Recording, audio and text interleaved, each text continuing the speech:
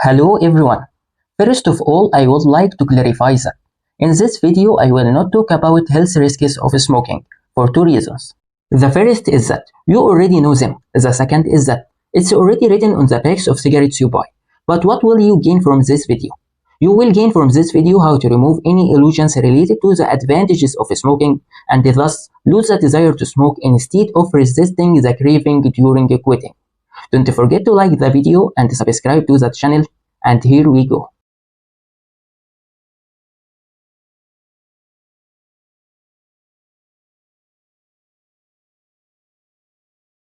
Have you ever wondered why you decided to smoke your first cigarette?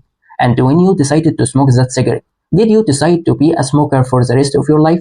You should know that you decided to smoke your first cigarette because of the brainwashing you were subjected to without realizing it. You are brainwashed for two reasons. The first is seeing successful people or people of value smoking.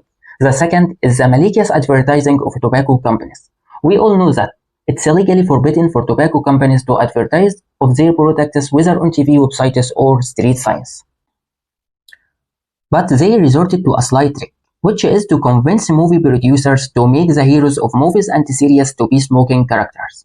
We have all seen the smart detective who smokes, the brave bank robber who smokes, and even the lovers in romantic movies are smokers.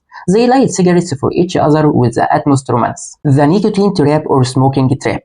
After you have been brainwashed, you decide to try your first cigarette.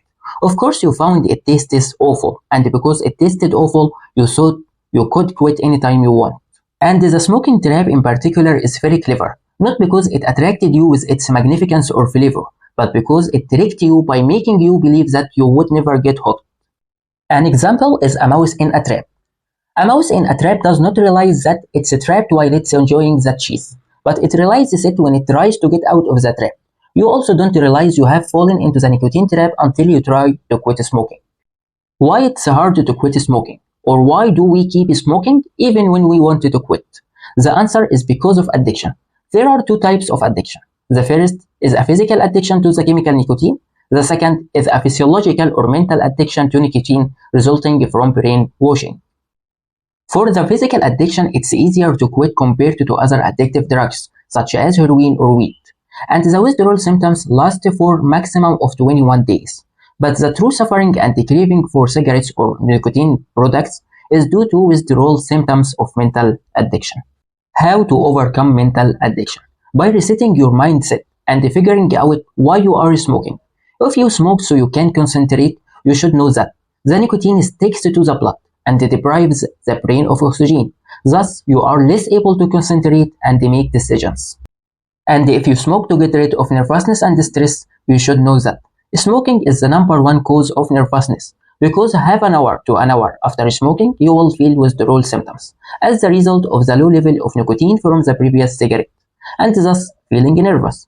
Thus, you will feel like you wanted to smoke another cigarette. Therefore, you should know that a quitter feels withdrawal symptoms for a few days, while a smoker feels withdrawal symptoms for the rest of his life as a smoker. If you smoke when you are bored, why do you smoke after a meal or with friends when you are enjoying a game or a picnic? You don't smoke for any reason except that you are addicted to nicotine and brainwashed.